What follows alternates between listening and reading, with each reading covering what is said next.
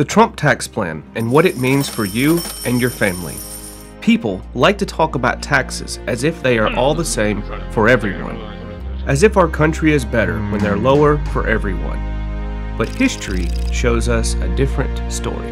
During the 1950s, under Republican President General Dwight D. Eisenhower, the top marginal tax rate was 92%. But what is the top marginal tax rate?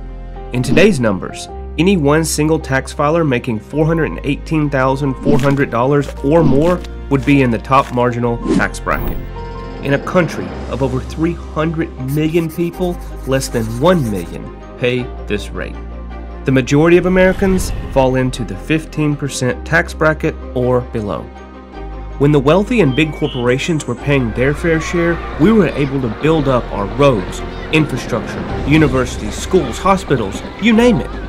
The wealthy paid, yet we're still wealthy and living the good life. We all paid.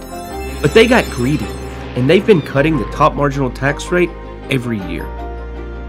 So while the super rich have effectively been getting tax cuts every single year since the 50s, the rest of us have been paying more.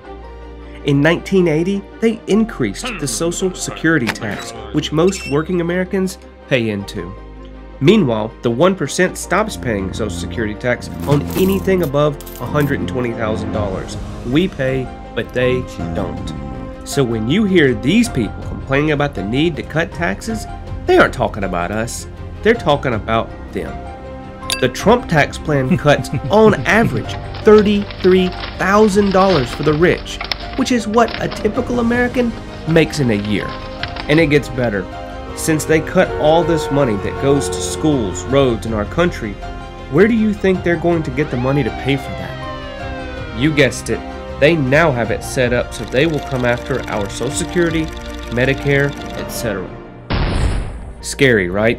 Welcome to the Trump tax plan. That is why we have to get whoever voted for it out of office. Call your representative to repeal the Trump tax plan, and if they don't, vote them out.